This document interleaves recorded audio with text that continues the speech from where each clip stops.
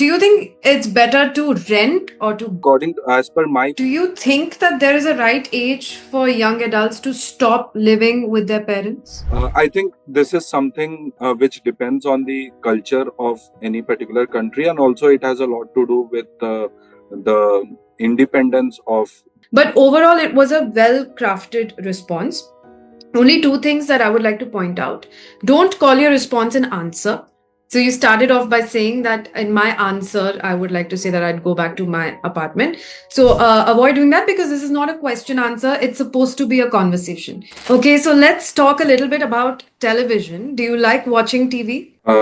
Yes, ma'am. I do enjoy watching television, but now due to my work timings and all, it has reduced. My screen time has reduced, and more of that has switched to the mobile phone screens more than the television screen. All right. So how often do you consume content on any Uh, screen? on weekdays, it's usually three hours max per day, but it increases drastically on weekends, probably to around 6 to 7 hours per day on weekends. All right. So what kind of shows do you like to watch? I usually prefer crime thrillers and documentaries, that too based on crime itself.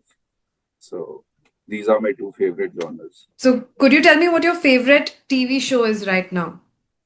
Uh, right now, it's currently Sherlock Holmes. I'm rewatching the entire Sherlock Holmes web series, which in which Benedict Cumberbatch is the lead.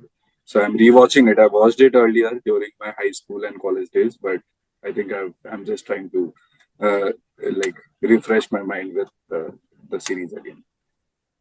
All right. So what was your favorite show when you were a child? As a child, it was mostly cartoons and the Shin-chan, Doraemon, like those. I think they are South Korean, if I'm not wrong, or Japanese, either of these two. Not so sure. Okay. So what are the most popular TV shows in your country? There are many popular TV shows in my country right now, which has recently released is Panchayat season 4. Panchayat is a OTT web series based on rural India, one of the villages in rural India, and how elections and all go on in those regions. So it's based on that. It's a humor-based web series. So you mentioned you used to watch some international shows as a child. Do you still like watching shows from other countries? Yes, because of Netflix and all, it's very convenient to access content which are popular from other countries. So I do enjoy certain Spanish and British movies and web series. All right. Has the internet affected your viewing habits?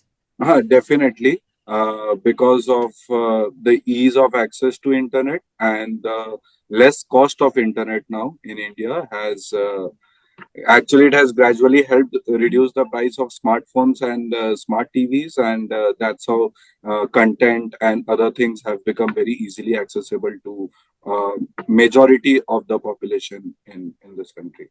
All right. Do you think children in your country these days watch too much television or online shows? Uh, More than television and online shows, I think it's the social media platforms on which they are watching more content, and I would go one step ahead and say irrelevant content because it distracts them from their actual real responsibilities, which they should be doing. So that's my personal opinion here. So now let's segue a bit into the internet. So, are children in your country allowed to use the internet at school? They are allowed for educational purposes, but again, it's a very tricky, it's a very slippery slope. Like because young teens, they find a way how to bypass rules and regulations for their own fun. So it is allowed for educational purposes, but it's very difficult to monitor and control them. All right. So, apart from watching content, could you mention any other things that you regularly use the internet for? I use the internet for accessing ChatGPT and other AI chatbots, mostly because of my work and other research things that I usually do. So that takes up a major chunk of my internet time. And also, I like to read newspapers and other things on the mobile apps itself. I think newspapers, it's been a long time since I saw a newspaper at my place. I use my mobile phone itself for this. All right, thank you. That's the end of your part one. Now, could you just give me a minute and then we'll move on to part two? Sure, sure. Thank you. I'm going to give you your part two cue card. I'll say it out loud first, then I'll send it to you in the chat. Once I'm done sending it in the chat, then your 1 minute will start to prepare. So Okay. here the cue card is describe a house or apartment you would like to live in. You should say where it is or where it would be, what you would like to do there, and who would you like to live there with, and also explain why you would like to live in this place. Okay, I sent the cue card, so now your prep time starts now. And what's the second question? What would you do there after where it is? The second question. Yeah, I mean, you can treat it like, do you want that as your holiday home, your regular home? Okay, How would you like it? Would you have a garden? Would you like partying there? Would you invite got it. friends over? Stuff like that. Got it. That's the end of your 1 minute. Do you want more time? No, I can start. All right, 1 second. Okay, you can get started. Yeah. So the apartment that I would like to describe in this answer is my own home back in my hometown, which is in Calcutta, West Bengal. And the reason why I'm selecting this my own home as my desired place to live at is because I've grown up there, and I have a lot of fond memories in that house. It's a 3 BHK house. It has two huge balconies, and the direction of the balconies and the position of the windows makes it very well ventilated, and it's a airy place. Uh, and Being on the 10th floor, the views from the balcony is also great. The number of flats in the apartment, it's around 50 plus. And because of that, while growing up, I had a lot of friends in that apartment, not just of my own age, but I had friends who were senior to me, and I had friends who were smaller than me. So there always used to be a friend to whom I can go and seek advice or play around with. And it kind of, the best thing about this house was it helped me get sense an idea of what it's like to be growing up in a community with people from different backgrounds. And that's actually kind of India in a nutshell, where you grow up with people from diverse backgrounds coming speaking different languages. And because of this, I think any other place, if I go to any other house or flat, it's only livable or likable only for a few days. But if I had to spend my entire lifetime, I would definitely choose my own house. And With whom I would like to spend my days there, it's definitely my friends and family. Since it's in my hometown, I have friends outside my apartment also, and it's not just my flat, that 3 BHK flat, which makes me feel like I'm in home, but the entire locality. All Uh, right, that's good. Thank you so much. That well, is the end of part two, and we can now move into part three. So, in part three, we're just going to talk about homes in general. So, why do you think people move to a new house or a new home? The primary reason for moving out to a bigger home is gradually when the family becomes bigger in size. That's the time when everybody needs their private space, and that's why probably people tend to move to a house which is newer, which has separate rooms for different family members. So that's my opinion on why the one of the primary reasons why people switch houses. So, what problems do you think people face when they move to a new house? So the moving to a new house definitely comes with its own set of challenges, because it's a very different environment in which you suddenly switch to.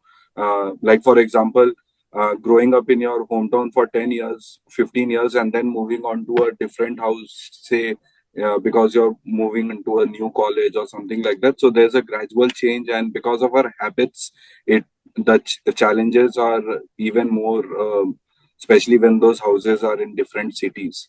Um, so, All right. So what do you think are the advantages and disadvantages of living in the same place throughout your life? so the advantage of living in a same place is, because it's first thing is safety, because since you're staying at that place for a long time, you know about the pros and cons, and what things you should be careful about, and what other things are there. You know the place inside out, so it's very convenient and comfortable for you to stay there. And this is somehow a double-edged sword, because this again becomes a disadvantage, that you tend to stay in your comfort zone, and then when life pushes you to deep waters, you find it difficult to survive there, because you haven't like had any different experiences earlier. So this is one of the biggest disadvantages as well. All right. So do you think it's better to rent or to buy a house? This is as per my perspective, I think it's better to rent a house, because uh, since I belong from a working community, that too in the private sector, so our jobs keep on changing. Sometimes it will be different companies in the same city, or sometimes it can be different companies in different cities, or for that matter, it can be the same company at some other location. But then again, for someone who is running a family business, or who is from a well-to-do family, for them there is no reason whatsoever for which they should live in a rented place, until and unless the investment calculations and ROI are not favorable. Then people tend to prefer to stay in their own houses, because that gives them a sense of security and content. Easy is it to find a place to live in your country? Uh, it is easy, but there is one catch here, because there are real estate agents who kind of have the best properties under their portfolio. So it is very difficult to rent those places without paying a commission to these agents. And this commission can sometimes be as high as your monthly rent. And it's a one-time payment. So for the working class, this sometimes becomes a very tricky situation. All right. And finally, I would like to know, do you think that there is a right age for young adults to stop living with their parents? I think this is something which depends on the culture of any particular country, and also it has a lot to do with the independence of the individuals. Like, suppose, for example, in India, the young adults, they don't feel any kind of pressure or any kind of humiliation staying with their parents. They enjoy living like that, and that's how the society has developed over the years. But the same cannot be said for Western countries, like, say, America, for that matter, where people tend to move out, or parents themselves try to send their kids to live separately, so that they become independent, and they don't depend on their parents for everything. All right, that's the end of your IELTS speaking test. Now, just give me a few minutes to collate your feedback and then we can have a Sure, conversation. ma'am. Sure, ma'am. Thank you. Okay. Yes, Varun. So, usually in the part one of the IELTS, a lot of candidates are really nervous and they hesitate to actually give answers, which wasn't the case with you, surprisingly. You came across as confident throughout part one of the test. The only thing I'd like to tell you, I mean, it could be a force of habit, but avoid saying ma'am or sir in your responses. You're just having a conversation with someone. Treat it like a conversation, formal and respectful, of course, but no need to address the examiners ma'am or sir. And throughout part one, the first thing obviously is you gave very direct and to the point answers. A lot of times people sort of go off on tangents, which is not necessary. The questions are about you and your life and your experiences. And sometimes there's a tendency for people to go off about the world and make a commentary on society in general, which you didn't do unless the question demanded it. So you accurately answered every question. There was nothing that you did not address. So you hit all the points. Your vocabulary was very relevant and appropriate. For example, you were able to use words like screen time, drastically, genre, and you every time that you answer the questions, you were able to give examples as well. So when you were talking about shows that you watched as a child, you were able to name a few. And even though you did not know exactly which country these shows originate from, I want to point that out because it was great that you accepted that you're not sure about it. Because a lot of times, if people don't know, they might not know that okay, Shinjan is Japanese, not Chinese or Korean. They're afraid to bring that up. They say that, okay, I used to watch Shinjan and end the answer at that. You were able to go a step beyond and say, I think they're from South Korea. Actually, I'm not sure. They might be Japanese, which is great because the examiner is not judging your knowledge. The examiner is not seeing whether or not you know these facts accurately. The examiner only cares whether you're able to express what you feel accurately, and that is exactly what you did. So, great job there. Your answers, like I said, throughout part one were actually really good. Another thing I would like to point out, which people can benefit from, is every time you mentioned something that's specific to your country and your culture, you explained it, which is extremely necessary. A lot of people, especially if they see, I'm an Indian, so you see an Indian examiner, you don't put in the effort of explaining. But the thing is, you're being tested to go to another country and live with people from all over the world. So you need to be able to explain these things to other people. So when you spoke about Panchayat, you gave all the relevant details. You didn't assume that the examiner knows about this show. You said that it's online, it's OTT series, it's about rural village life and governance. So it was a very comprehensive response, which is a great thing. There were some very slight issues in terms of pronunciation, saying content instead of content. So the meaning of the word actually changes with pronunciation. Content means happy and satisfied. Content is the stuff that we watch. So while I was able to understand what you mean because of context, the fact if you know the difference between these two words and their pronunciation, that reflects well. So very common mistake, a lot of people make it, but knowing this can definitely enhance your score. And another very small error that I caught was you said uh, content which are, and it should be content which is because it's singular. But again, this specifically is a mistake that even native speakers make. Nobody is really checking for SVC when they're talking in a flow. So that's fine. It's not going to harm you in any way, which is why I also pointed it out that even though it was an error, it's something that native speakers also make. So it's not going to work against you in your score for grammatical range and accuracy. Again, you were able to use phrases like ease of access and explain your answers. Basically, your answers were very structured. You knew how to start and what the flow of the answer is going to be. There was no back and forth. It's not like you started saying something and then realized that, oh, wait, I need to explain this first or explain that first. So you had a structure in mind that that you followed, and that made understanding what you want to say very easy and straightforward. Uh, yeah, and then you, when asked about the nature of children spending too much time on the internet and their screen time, even though the question was about them watching too many shows, you understood that that's not relevant in our society anymore. And you very craftily took it in the direction of social media. And you were able to say that, it's not TV shows that they're spending too much time on, it's online content, reels, and stuff. You said social media platforms, and you also added your own opinion over there, which again was good. Again, words like slippery slope, bypass, about using internet in school. So very good range of vocabulary there.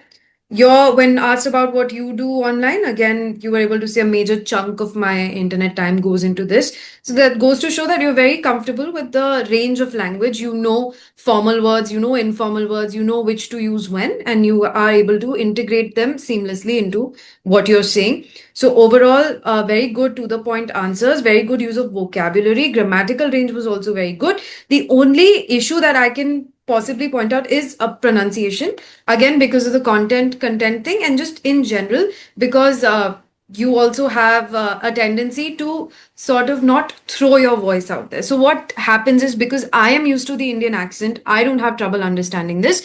But if you're speaking to someone with, let's say, an American accent or British accent, they might not be able to hear you well enough to understand what you're saying. Because to understand your accent, they also need to take some time. There's a little bit of effort that they'll have to put in over there, which I don't have to do because I'm used to this accent. So if you're a bit louder and a little bit slower, that can help in pronunciation. When it comes to part two, again, you were able to answer. The question was vague. It gave you a lot of options, which is generally the case for part two questions. It'll leave a lot of space for different kind of people to answer. Now, you could have talked about a hypothetical place that you want to move in. Some person would have said, I want to move into a mansion or a boat. It could be anything. You took the nostalgia route and you were able to talk about your own childhood home, and that's the home you would like to move into. You were able to describe it very well. Now, the only issue that happened structurally over there is I feel like you came to a very good conclusion, but then you felt like you need to say more. And that's where you added with whom you would stay there as an afterthought, right? So that really didn't fit into your response. And you added that there because you thought you have to say something more because I didn't stop you. I would like you to know that you actually hit your 2 minute mark before you said that. So you were already in some 2 minutes, 10 seconds into the response. And I didn't stop you because you were coming to a natural close. And I just wanted to hear how you are able to close that. But then because you thought that you have to say more, you added that at the end for no reason at all. But it's still fine. It shows that you tried to keep the momentum going and that you can do it. You did not hit all the pointers. For example, if we can go back to the question and see, it is where it is you said where or would be. What would you do there? Again, to some extent, you talked about how you have a community over there and you can go talk to people. Who would you live with specifically? You did not say. You could have said something like, I would live there with my parents because they're already there, or that even they would like to move in. And again, you did add that as an afterthought, but it could have been integrated into your answer so that you hit all the pointers that have been explicitly given to you. All of this is a part of your cue card. So make sure you're addressing everything that's in the cue card. And then if you want to add something extra, if you have the time and space for it, then you can do that. But overall, it was a well crafted response. Only two things that I would like to point out. Don't call your response an answer. So you started off by saying that in my answer, I would like to say that I'd go back to my apartment. So avoid doing that because this is not a question answer. It's supposed to be a conversation, right? So you're just talking about something, treat it like that. Oftentimes, I just tell candidates to think about your conversation with the examiners, conversation with somebody you know at a coffee shop. You're drinking coffee and you're talking about life. That's how it should be.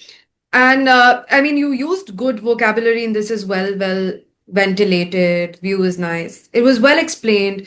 You're able to say in a nutshell, that's how India is in a nutshell. So you brought in diversity over there as a factor.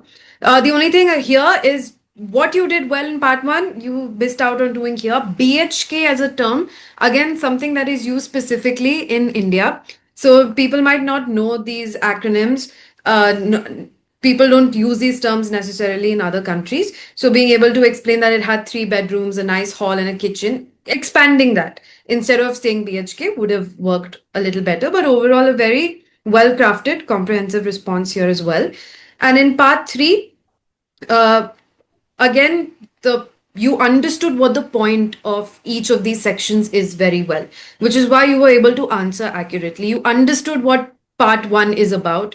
And similarly, you understood that part three is about your opinions and you have to build on those opinions, which you did very well. The only problem is in the first question, I had simply asked, why do people move into a new house? You took the assumption, you thought that new means bigger.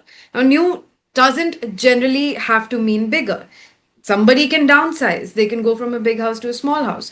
So, while that's okay, if you just added one line there saying that generally people move to a new house because they want more space, so they want to move into a bigger house. If you had articulated that thought, if you just put in that sentence over there, then your response would have made more sense.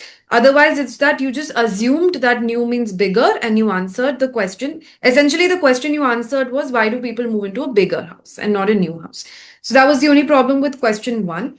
Other than that, question two, you were able to use the phrase set of challenges. Well, you added an example, which is great.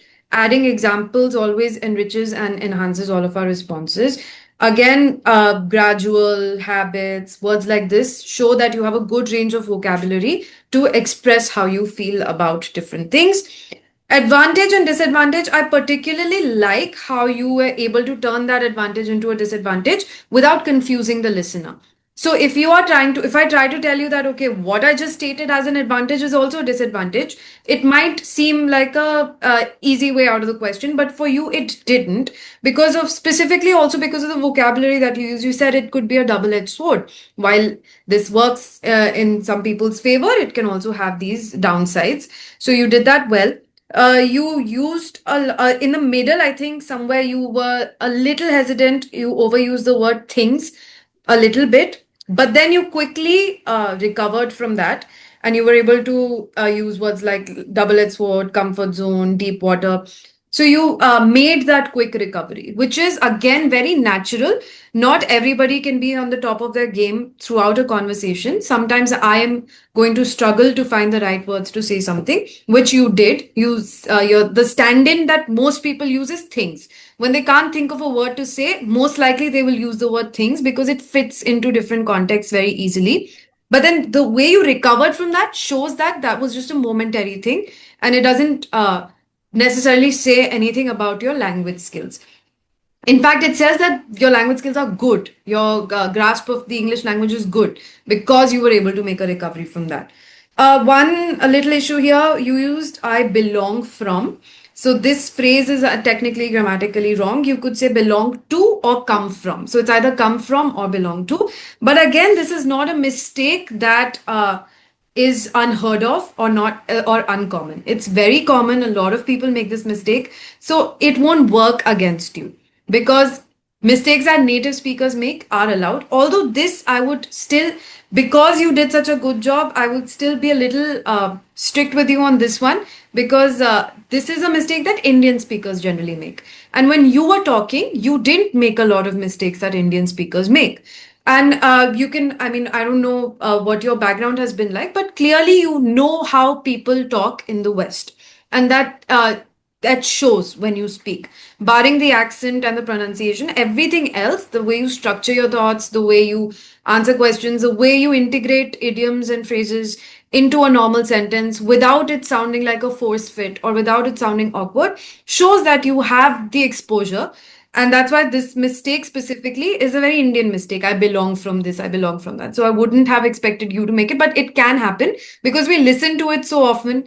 All around us, people are talking like this. So somewhere it's in our subconscious memory and it tends to come out sometimes, which is why if you're taking the IELTS for at least 1 week, you should just watch English content so you get into that mind space and avoid talking to anybody who makes a lot of grammatical errors in English. Again, the rest, everything else, even the way you handle the last question specifically, I thought was great because it is a very cultural thing, and that's explaining that is so necessary because in a lot of Asian cultures, living with parents is completely normal. In fact, not normal, it's expected. So you were able to address that and answer it very well. And you were able to explain to a Westerner that this might seem odd to you, but this is something that's completely normal in our culture. So you handled that question very well. You were also able to do it very eloquently, use the correct vocabulary. There was no confusion in understanding what you're trying to say. You also said that young adults don't feel any humiliation when they're living with their parents. So, very good use of the word humiliation there. And overall, great response. So, if I were to give you your feedback, I would say lexical resource because of the range of vocabulary that you have, definitely an 8.5 band there. I mean, I would have gone with a 9, but because I see that you actually have scope for so much more, so I'm going to stick to an 8.5. The grammatical range and accuracy, again, you had very good starters. You were able to say definitely, oh yeah, for sure, or so your opinion verbalizing that right in the beginning of an answer is very good. So you were able to do that throughout. The issues that I pointed out, two issues that you had, very minor issues. So again, 8.5 for grammatical range and accuracy doesn't hurt your band that much. Those mistakes don't really work against you. Fluency and coherence, no hesitation. Any kind of hesitation that you also did have was for what do I say next in terms of my opinion, not how do I find the right words to say this. You always had the right words to express what you wanted. There was, I, at no point did I feel like I think he's trying to say this, but he's not able to say this. Every time you thought of saying something, you said it exactly the way you thought about it, and I was able to understand your opinion accurately. So your hesitation, even if it was there, was very natural. And it shows that all of your responses were actually your responses. They were not memorized or rehearsed responses. You were saying what you feel. So again, 8.5 there for fluency and coherence. Pronunciation is where you get your lowest band, which is 8, because of just what I said, talking more clearly, more slowly, so that you take into account people who are not familiar with our accents so that they can understand it as well, and just that little content issue. But apart from that, that still averages your band out to 8.5, which is a fantastic band to get in your first IELTS speaking test. So great job there, Varun. Thank you so Very much. good. Thank you so much. And I would like to thank you for such a detail. Oh, sorry, I shouldn't have said ma'am. That was one of the feedbacks. But still, thank you so much. Thank you so much for this detailed feedback. And I definitely, these were few points which I too think that I should work on, especially the pronunciation part, because yeah, it is a challenge to grow up with Indians and then like upgrade yourself for the global audience. But then that's not an excuse to not fix it. I'll definitely work on it and probably get a better score in my next mock interview. I mean, you just have a zero point 0.5 difference, so I'm sure you can easily do that. Yeah, like I But would try. we'll come up with more challenging questions for you next time. Yeah, So just really that test would be you. that would be helpful. Super But helpful. great. Thank you so much, Varun. This was a lot of fun. Welcome. Thank you so much.